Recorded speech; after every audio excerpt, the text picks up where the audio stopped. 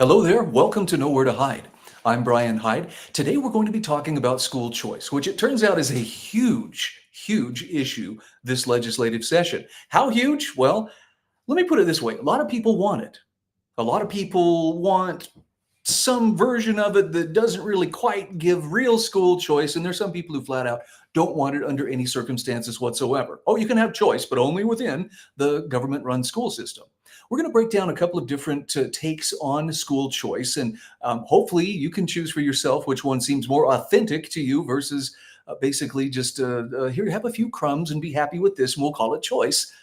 I've got details coming up in just a few moments. All reporters are biased, the Idaho Press Club are biased, all media, newspaper, radio. To be completely blunt here, Brian, and there are plans to expand indoctrination. That's right. Well, Idahoans are also concerned. Horror shot. That line would be moving a little bit farther west. I'm like crying. Nobody wants to see Dark money is influencing policy. Once again, welcome to Nowhere to Hide.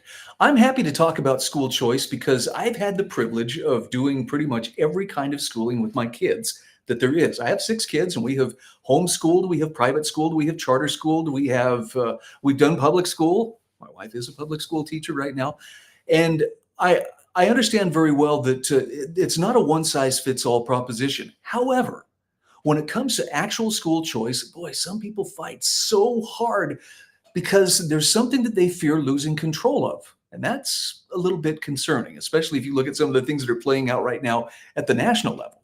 I don't know if you've been watching any of the confirmation hearings for members of Trump's cabinet, but wow, there is some industrial strength irrationality on display that makes you just wonder, these people are supposedly the elite, the ones who are so dedicated. We've got to keep the status quo at all costs. Yeah, it's a good racket for some of them. So let's talk about school choice and some of the better resources you and I have to better inform ourselves as to what it is and what it isn't. Now, you missed a great opportunity if you didn't tune in today earlier to Capital Clarity, which you can find the link to watch this on YouTube at idahofreedom.org.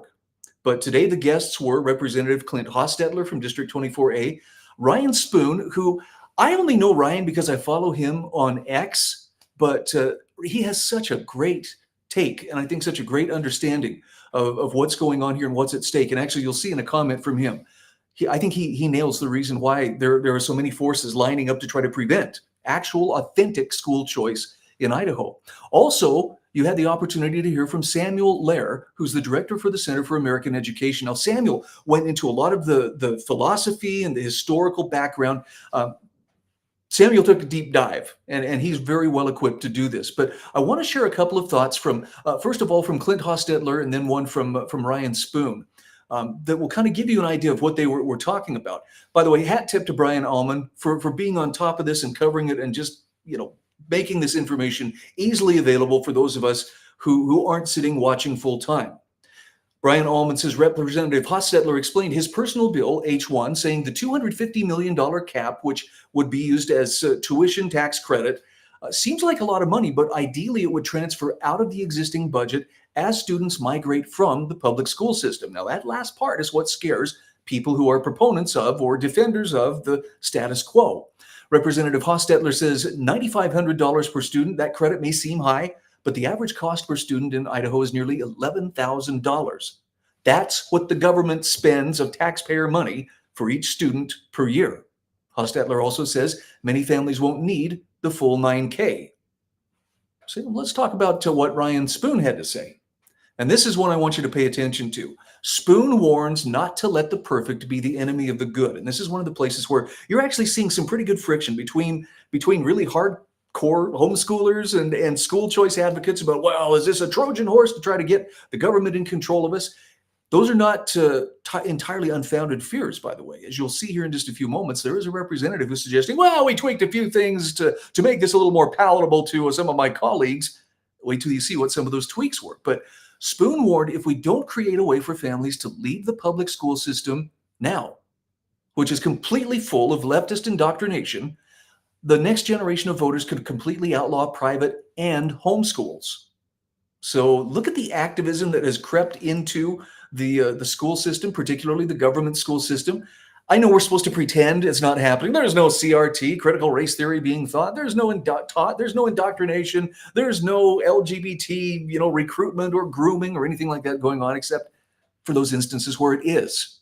And it's called out over and over again. If you really want to get your eyes opened, go on X, look up a group called Libs of TikTok. You'll see more than you really want to see, but you'll see there's plenty of evidence that this is going on. This is why school choice is so essential. So let's talk for just a moment here about what is going on. Why would people want school choice? I mean, come on. We've got dedicated public servants. We've got people in there working in those school systems. There's no doubt about it. There are good people who work within the system. But 25% of American high school students are functionally illiterate and innumerate. 25%. That's an extremely high number. 40 to 60% of college freshmen need either remedial math or English or both. So what exactly are we spending 12 plus years of classroom education doing if those kids still need remedial work at the end? Okay, now I know how I would answer this, and it's more along the lines of it's because we've gotten away from the fundamentals of what they're supposed to be learning, which is math, science, reading, that kind of thing, and more into indoctrination. These are the attitudes that you must have if you were to be a good, upstanding world citizen, or a carbon neutral being on this wonderful planet that we're destroying. I don't know. I'm not in the classroom every day, but some of the stuff I see coming out of there makes me wonder, who exactly is trying to bend these kids' minds. And so for those who do wish to use the schools as a means of indoctrinating and basically teaching them just enough to do as they're told, or to vote as they're told, or to feel as they're told to feel, I can see why they would be very concerned about school choice. They don't want to lose that control. And that's really what it kind of comes down to. Isn't that strange? I mean, this is true of most politics. It's, will you be free to choose or not? That's really the question. And in this case, there are some people who really don't like that choice. So let's take a look at a very concrete example of how this can be monkey wrenched by well-intended political representatives. So Representative Wendy Horman says, well, I have a few amendments or a few edits to the school tax credit bill. Lauren describes it like this. 1, parents need to be credentialed or have a portfolio proving their teaching. And 2, it opens to kids enrolled in school part-time. Well, why would you want to enroll it to kids who go to public school part-time? I'm going to let Representative Horman tell you that in her own words. So here's what she was actually saying in her comments before this committee today. She says, you have before you RS 32116, which is a draft of the Idaho parental tax credit bill with some adjustments based on feedback that we received from colleagues. Now, I would love to know, who are those colleagues, and what are they lobbyists? Are they representatives of a particular industry? Or, what is it that, why should we want to listen to their feedback, for starters? But okay. Colleagues have said this is what we want to do. These changes include the definition of non-public school to now call out specifically micro schools and learning pods. So it's not just homeschool. We're talking about micro schools and learning pods, but wait till you hear why they want to call them out. Wendy says the bill was perfectly functional before, but some folks wanted them called out. Again, why?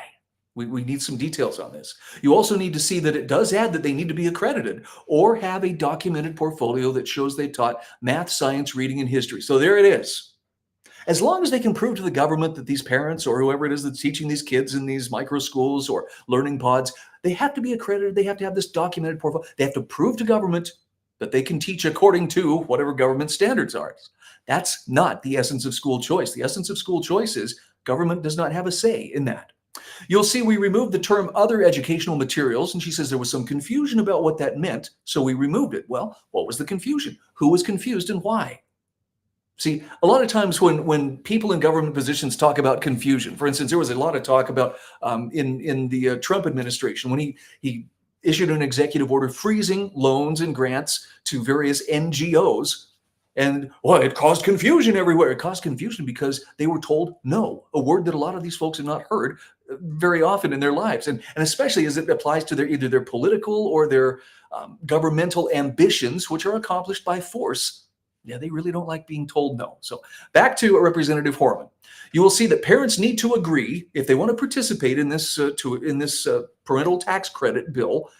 They have to fill out a satisfaction and engagement survey if they participate. Now, this is one of those areas where I don't know exactly what that means satisfaction and engagement survey, but if it's mandatory and they have to agree to it, I'm assuming in some way it's imposing some conditions on them. It's not a matter of how satisfied are you with this service. It's more like, are you doing what we're telling you? At least that's how it comes off.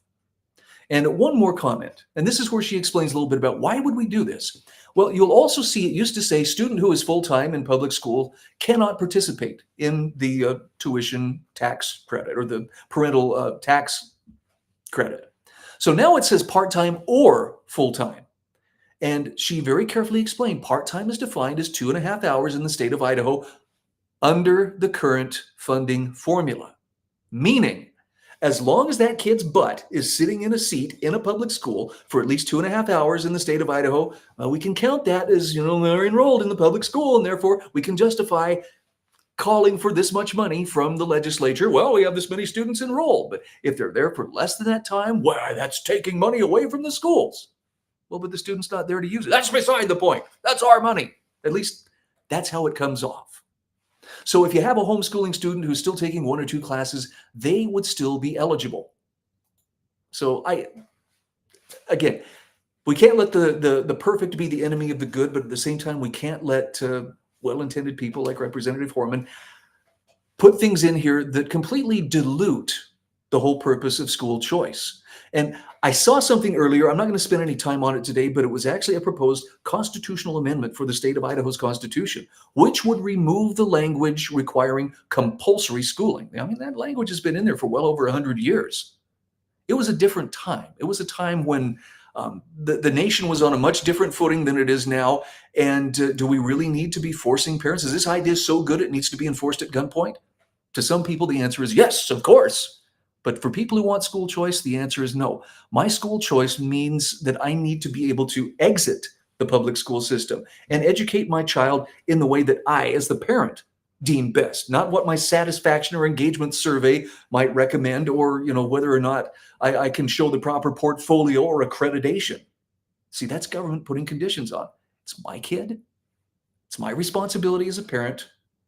I'm willing to accept that responsibility, and the government needs to stay out of the way. And maybe a constitutional amendment is the way to do it. I suspect that's something we'll be talking about in the days ahead.